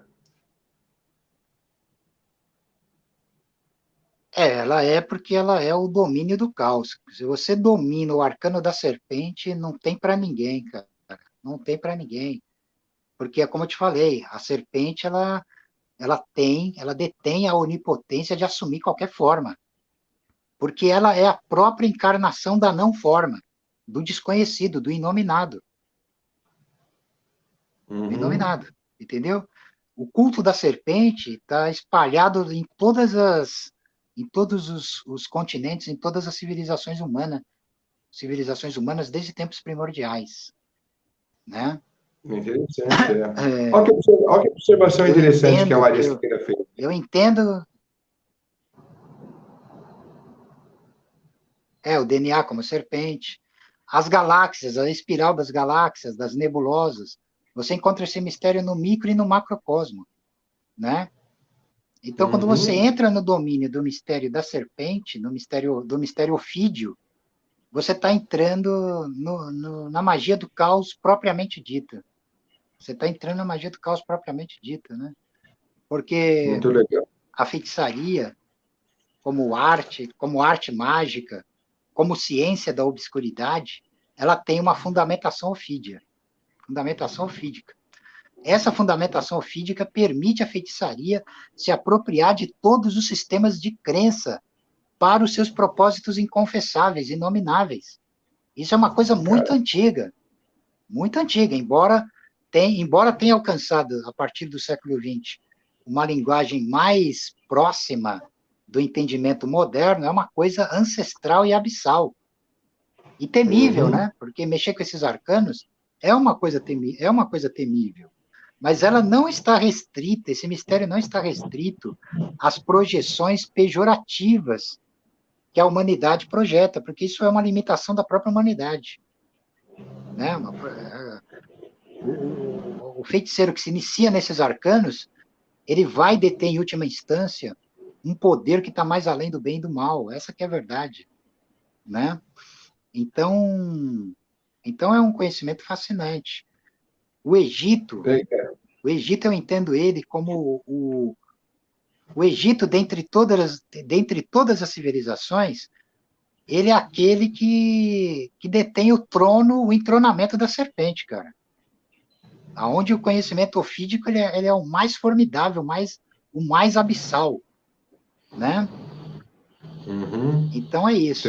O culto da serpente se espalhou pela humanidade. Você vai encontrar aqui na América pré-colombiana, né? Na Ásia, no Oriente Médio, na África, na Oceania, na Austrália, em tudo que é lugar. Você encontra esse mistério.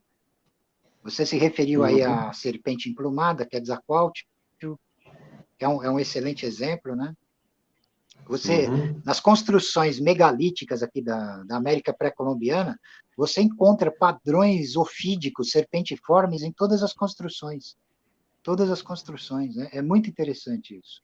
É muito interessante um mesmo. Tema que eu vou voltar com bastante Eu vou voltar esse tema entrando nessa questão do mistério, do culto ofídico. Eu vou entrar nisso aí também, cara, porque é um assunto que ele já requer uma outra live por si só, né? Ela é mais profunda, né? Ela é mais dinâmica. Ela tem outra abordagem, né? Ô Zé, eu tenho uma pergunta. A minha magia pessoal. Eu só ia falar que a minha magia pessoal, ela é fundamentada nos mistérios ofídicos, em todos os níveis, em todos os sentidos. Não importa se eu estou praticando magia egípcia, feitiçaria egípcia, se eu estou praticando a bruxaria mesmo, propriamente dita, feitiçaria nórdica, enfim, eu estou praticando a magia do caos, a feitiçaria caótica, né, primigênia, que é de fundamentação ofídica. Você tem alguma coisa para completar a respeito dos animais em nossa vida, particularmente ali como o nosso bichinho de estimação, para a evolução pessoal de cada um, que você acha relevante colocar? Então, eu vou recapitular o que eu já falei, que eu já discuti essa questão. É assim, a relação pessoal que você tem com o animal. Pode ser, você tem, por exemplo, uma ligação forte com cães, com corujas, com répteis. Você tem que avaliar isso aí, você tem que ver isso. Ou com gatos também, gatos, cobras, porque também você pode ter vários animais de poder, não é necessariamente um só. O mistério do teu duplo pode se apresentar em facetas distintas. Agora... Ih, o Zé saiu. Enquanto você está voltando, eu queria agradecer a vocês aí, ó, pela participação. Então, essa relação pessoal... Então, essa relação pessoal, ela pode conectar o indivíduo a um mistério que está ali na cara dele e ele não se deu conta. Ele pode, logicamente, fazer o que eu chamei de pesquisa de campo. Né? Se você tem uma ligação profunda com gatos, estuda tudo sobre gatos, os atributos do gato. Procura entender. Ótima dica do Zé, ótima dica. Bom, tá falhando agora para a gente no finalzinho, ainda bem, né?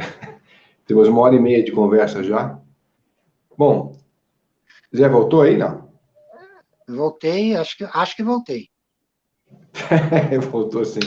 Tá meio ruim a tua conexão aí, mas vamos finalizar então. A gente tem aqui a Sandra Lúcia Rocha dizendo: Fred e José, outro dia sonhei com um rosto de leão muito real. Eu olhava bem dentro dos olhos dele e ele nos meus. Bom, deixa o Zé chegar aqui, ele vai ler isso daí. Viu, Zé?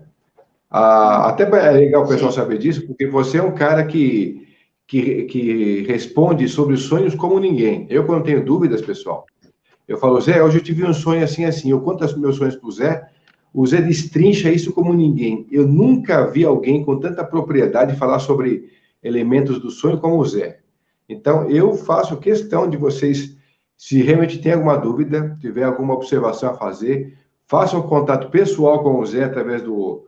Mais uma vez, eu vou deixar o telefone e o contato do Zé aqui, para vocês fazerem essa abordagem diretamente com ele, que vale a pena. O Zé tem uma propriedade para falar sobre sonhos, simbologias, arquétipos, como ninguém. Até eu já pensei nisso, a gente criar um programa em uma rádio interessante, né? Uma rádio com bom alcance, para a gente ter um programa falando sobre isso. Então, isso é uma ideia que a gente, se alguém quiser nos ajudar nessa questão aí, seja nosso colaborador, nosso patrocinador, a gente vai para uma rádio bacana, sendo o desmistificador de sonhos, porque o Zé, como ninguém, é capaz de falar sobre esse assunto. Eu nunca vi ninguém com essa propriedade. E ela está dizendo exatamente isso. Ela perguntou, Fred e José, outro dia sonhei com o rosto de leão, muito real, e eu olhava bem dentro dos olhos dele e ele nos meus. Essa questão eu sei que o Zé vai responder como é bem particular, porque toda a propriedade que aparece no sonho como simbologia, imagem, é pessoal, né, Zé? Mas isso depois você pode falar para ela diretamente. É, caso ela tenha interesse, assim, tem que avaliar o contexto da existência dela. A avaliação ela não é mecânica, não é uma linha de montagem, depende, Exatamente. a síntese vai depender de cada indivíduo, de cada pessoa e o que ela está vivenciando e a relação dela com esse tipo de arquétipo, né? É isso. Então, assim, para não ter nenhum mal-entendido, eu cobro a consulta, tá? Porque tem pessoas que meio que confundem as coisas e não dá para ficar fazendo esse tipo de, como é que se diz, de consulta De de graça, forma gratuita, porque eu tenho os claro. meus afazeres e também tem outra, tipo assim, o ato de mexer nisso já é um ato mágico, tá entendendo? Eu estou mexendo com as minhas forças secretas pessoais. Então, eu preciso que haja uma retribuição, que haja uma oferenda a mim, que eu cobro, por exemplo, por uma taxa específica, tá? Então é isso, para não ter mal entendido nem nada, né? Caso Olha, alguém Zé, tenha interesse, claro. Zé, olha que ideia legal da Mas, Rita Maria aí, mas ó. você está certo, cara. Olha que ideia legal da Rita. Obrigado, Rita, pela Tá, ideia. Zé, escreve um livro escreve um sobre o livro sobre o significado dos significado sonhos. dos sonhos. Olha que legal, né? Tá aí, ó. Eu tenho. Eu vou escrever sobre um bocado de coisas aí, e os sonhos não vai ficar fora disso, com certeza, né? Bom, a última pergunta, então, a gente pode dizer É assim, um porque a gente já campo está numa hora e interessante. 40. Oi? A gente está aí, ó, com Tá aqui, o GQ. tem uma pergunta aqui. É, Então, eu vou fazer esse os pergunta do animais e o GQ. sonho. Teria uma simbologia Tá, subjetiva, a mas vamos pessoa responder ou a... agora? E os animais. Sim, É as duas coisas, sempre as duas coisas ao mesmo tempo. Ele tem uma simbologia própria e uma simbologia subjetiva para cada indivíduo a qual ele está se reportando. Entendeu? Aqui tem mais uma outra pergunta. A senhora que está vomitando peixes. Aí tá. Aí é uma questão que vai depender da situação que você está vivendo também, né? Aí é uma questão pessoal, tá? Então não é uma. A resposta ela nunca vai ser a mesma para cada pessoa, né? vai Depende ser do sempre estado. diferente. Por exemplo, se você está no estado desperto, o ato de vomitar peixe é o ato de. Você já tem o poder da voz, o poder de comando sobre o universo. Você tem o comando sobre as sombras e os duplos. Se você não tem essa consciência desperta, você ainda está buscando isso. Entendeu? Então tem que avaliar caso por caso. Tá? Não é uma resposta que se aplica a todos. como se fosse uma linha de montagem. Não é assim que funciona, tá? Isso é legal Não você é assim que colocar, funciona. porque geralmente as pessoas que consultam alguém para falar sobre sonho é pensado como linha de montagem. Você sonhou com cobra, é traição. Sonhou com não sei o quê, não sei o quê. E, na verdade, isso está longe da Não é realidade, né? isso. Não é isso. Não, tem A, nada a a, ver. a Tem Helene nada a ver. Silva fala saudações a todos os mestres José Alves, com excelentes explicações, como sempre. Parabéns. Bom, pessoal, a gente vai ficando por aqui. Obrigado a vocês por estarem conectados aqui conosco até agora. Repassem esse vídeo, passem para frente, curtam o nosso canal, façam a inscrição aqui. E é aquela história, né? A gente sempre gosta das colaborações que vocês podem dar aqui para o canal, porque, na verdade, não é só passando o vídeo, mas é fazendo as figurinhas, é o superchat, que pode ser contribuído, porque é uma forma do canal estar sempre ativo, estar sempre motivado a levar consciência para vocês, e isso é uma forma de gratidão também. Então, se a gente dá, a gente gosta de receber, certo? Então, fica aqui o contato. Eu queria muito que vocês também falassem com o Zé a respeito disso. O Zé, como eu falei, ele é um grande mestre nessa questão do sono, né, dos sonhos e tal. Façam esse contato diretamente com ele, ele faz essa consulta, mas é fantástico como resultado, porque eu já tive muitos insights com o Zé a respeito das explicações dele, e é o que ele fala. Faz o contato com o Zé, os downloads vão caindo. É impressionante isso, porque você vai entendendo o processo e ele vai se tornando mais aceito dentro do seu inconsciente. Então, isso é muito importante. A Flávia Guida, obrigado também, Flávia. Ela diz, gratidão ao programa Tocando Oculto, sempre uma aula riquíssima. José Alves. Bom, obrigado então. Sérgio, meu querido, chegou tarde, a gente chegou no final, mas obrigado pela tua participação aí, viu? Obrigado então a Sandra também por estar com a gente, a Sandra Lúcia, e a Rita Maria também vem agradecendo por compartilhar os seus conhecimentos. O Zé é incrível, com certeza é. E a Fernandinha dizendo, é realmente uma troca. É isso aí, Fernandinha. A gente gosta de dar, mas também gosta de receber pela troca, não é? Então, obrigado, Zé, mais uma vez aí por estar com a gente Tá conectado. joia. Olha, eu vou falar para você, eu tenho sempre um Ok, grande então. prazer em ter você nas lives aqui, porque o conhecimento que a gente absorve através do seu conteúdo é único. É incrível. Eu tenho um apreço muito grande pela tua participação sempre, mas é de fundamental importância que a live continue viva na mente das pessoas e sendo repassada, porque a cada vez que você assiste é um novo tópico que você absorve, uma questão a mais, é um novo insight. É sempre assim, é como ler o mesmo livro de sempre. O mesmo livro sempre é sempre um novo livro. Porque a cada vez que você lê, você está diferente e vai entendê-lo diferente também, em algum ponto do livro, né? E a mesma coisa na live. Eu tenho o nosso amigo que sempre me fala aqui com a gente, né, em off, que diz que vê nossas lives antigas e ele sempre descobre algo maior por trás disso. Fala, o Zé falou tal coisa, agora caiu a ficha. Papapá, tal, para não ficar expondo aqui. Mas é sempre assim, interessante, né? Porque sempre as pessoas vão relatando coisas dos nossos bate-papos antigos que acabam sendo novidades, ao mesmo tempo que relido e revisto, né? Bom, Sérgio, obrigado, cara. Pena que você pegou agora, mas Sim. a gente está aqui, a live está aqui, é uma live muito bacana. O Zé passou por vários processos dos animais no mundo, né? No mundo físico, extrafísico, religioso, enfim, iniciático, enfim, é uma simbologia tão incrível que o Zé trouxe para a gente sobre os animais que vale a pena uma revisão aqui da live. Zé, considerações finais aí para o pessoal e vou deixar com você então esse momento final, mas desde já obrigado, pessoal. Compartilhe nosso vídeo e se inscrevam no canal, nos 3 canais. A gente tem aqui no Facebook, no YouTube, com a participação de vocês também interagindo nas lives, tem no Facebook e que vocês postam coisas de vocês também, e no Instagram a gente deixa as postagens por conta da Fernandinha, que são mais filosóficas, abordando temas que vão ser apresentados aqui, e nosso canal no Telegram também tem abordagens que aqui a gente não pode fazer, mas que lá a gente faz, e são conteúdos muito bacanas, então todos estão convidados a participarem. Zé, agora é com você a palavra final e a gente vai ficando por aqui. Vamos lá, contigo. Tá, então eu vou me despedindo por hora, né?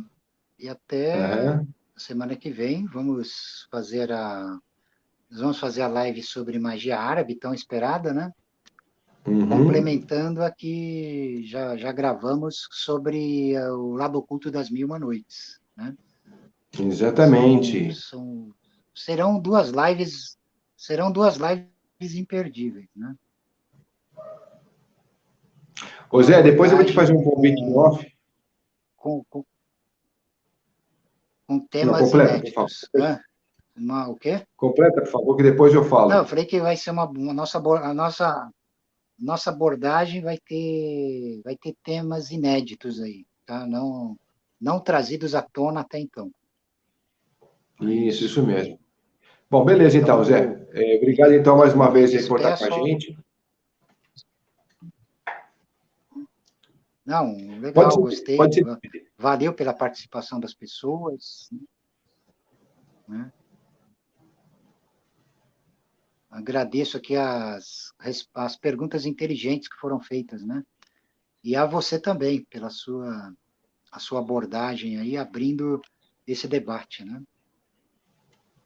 Obrigado, Zé. Mas sem você aqui, com certeza, a gente já trouxe uma vez aqui a Isabel também falando sobre a questão dos animais, né? Só que foi feita uma abordagem muito diferente da sua. E hoje você completou muito bem com todas essas questões, porque você trouxe temas dentro do tema, né, dos animais, colocações enigmáticas, colocações folclóricas e também ligados à própria ordem iniciática do processo, né?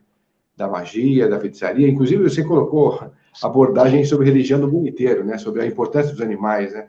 O formato, as máscaras totêmicas, enfim, foi completo. Foi uma abordagem muito bem feita, muito legal mesmo. E aqui, só para a gente finalizar, Sérgio Cripa diz parabéns e certeza de que José Alves sabe muito mais do que ele pode falar abertamente. Gratidão. E eu endosso as palavras do Sérgio, com certeza é verdade. Né? Zé, obrigado mais uma vez. Obrigado pela consideração e pela gentileza. É isso aí. Então, fechando aqui com vocês, obrigado pessoal. mais uma vez. E... Isso aí. Então, até a próxima semana.